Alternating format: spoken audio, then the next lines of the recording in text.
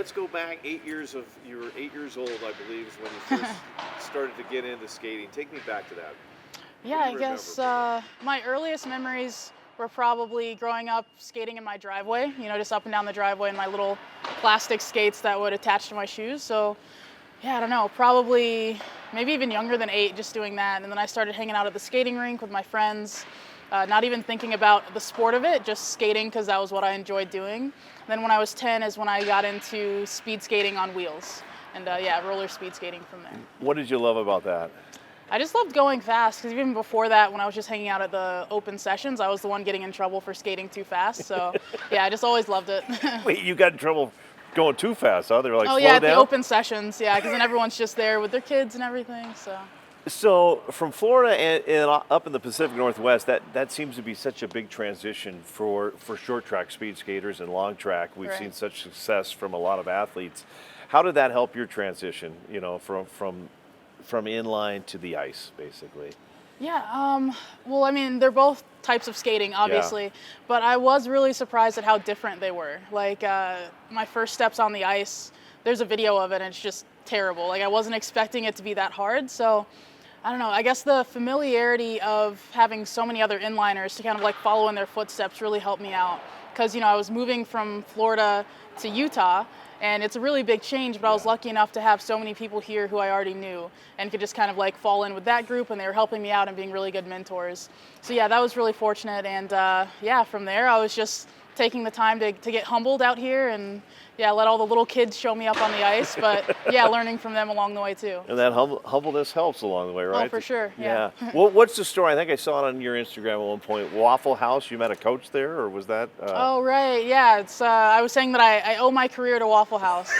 Yeah, that was just the hangout spot when I was a kid. My mom and my aunt, we would all hang out there and just, multiple days a week. It was just where we would spend our evenings and sometimes mornings, but and then my mom was a pharmacy tech at Walgreens back then, and she had met this woman, Renee, at the pharmacy, and then they recognized each other when they were both at at Waffle House one day, and they just started chit-chatting, and it turns out the woman is a speed skating coach. Wow. And then my mom explained how her daughter loved to skate and loved to go fast, so then, the connection came from there. Crazy how things happen like that. Taking me back to PyeongChang, that's the first Olympic team you make. Yep. Nervous? You were young at that age. How big was that for your career in a moment for you in your life? Yeah, it was really big because I hadn't expected to be there. I mean, at the Olympic trials, I had been skating for 4 months on the ice at that time. And I didn't even tell my dad or like any of my family members that I was going to the Olympic trials, because for me it was just a competition, It was the only place I had skated other than Salt Lake City. So, I traveled to Milwaukee for these trials, but for me just a competition. And, somehow I qualified for the team. So then that was a funny story to like call my dad and say, hey, like, you don't know anything about this, but do you want to go to the Olympics with me? It was a big surprise. So I didn't have much pressure going into it because, I wasn't expected to go out there and do anything crazy, but I was happy to be there, and getting the experience was really awesome. That had to be a fun call to dad, though. That had to be a good little moment there. and then fast forward to 2022, things are ramping up in your life, in your career. You're doing well.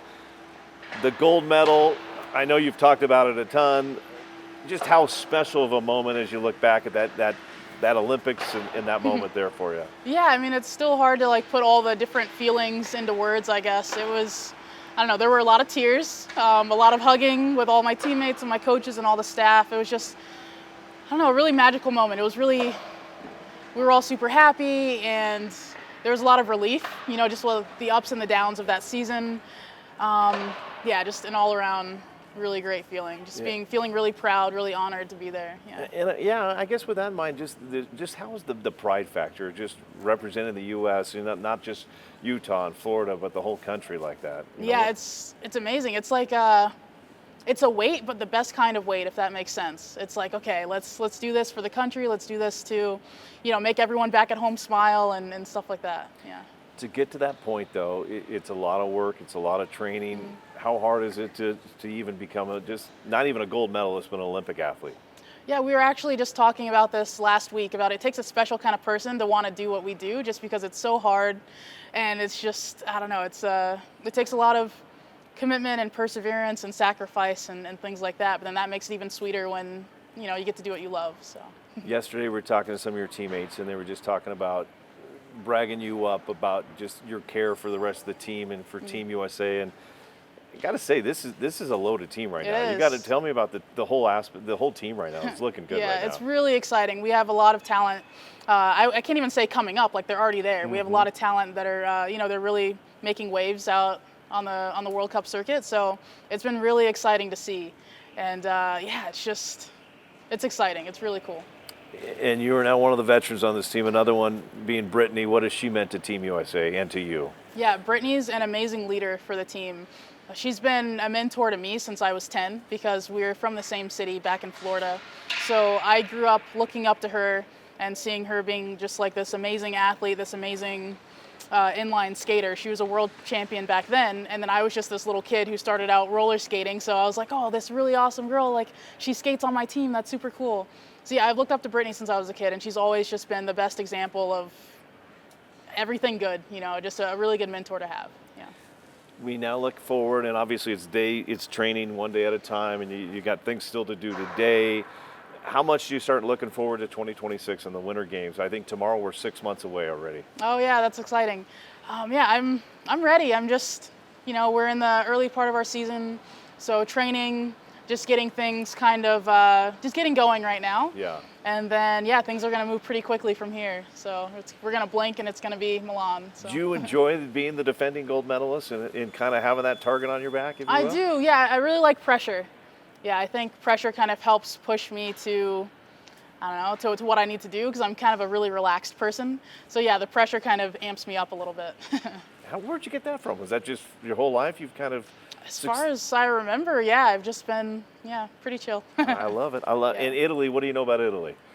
I've been to Italy quite a few times for inline competitions. I have been to Milan once. I was there for the 1 year out features they were doing. Okay. But yeah, I love Italy, love the food, love the people, the language. Yeah, super exciting. Favorite food there, you think? Favorite food? I mean, I can't even name one favorite food because where was I? I just went on some trip and it seemed like every meal I wanted Italian. Yeah. So yeah, I just love all sorts of Italian food. Let's see, if I had to pick one, be between like lasagna and pizza. Okay. Yeah, you can't go wrong with either of those Yeah. ones. That's good. It's good eating there. The blades, obviously, to get to your level, you've got to work hard. You've got to be athletic, strong, mentally, physically.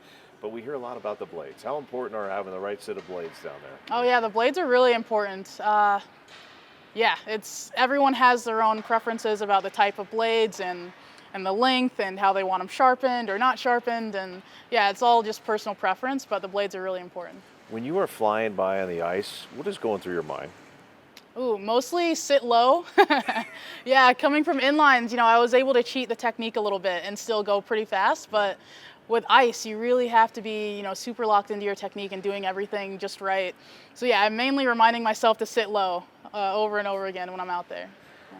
I don't know whether you like it or not, but you have become a star in the U.S., a role model to many. I guess just what would be some of your advice to some young athletes out there that look up to you and watch you and root for you? I mean, what would be some words of wisdom that you would pass on to them? Yeah, I would say, don't be afraid to, go out there and shoot for your goals, right? Because sometimes your goals can seem, really big and intimidating if you think about them just at just the end goal. Yeah. But if you kind of break it down into these little steps, it makes things a lot easier. So just taking that first step to kind of reach your goals.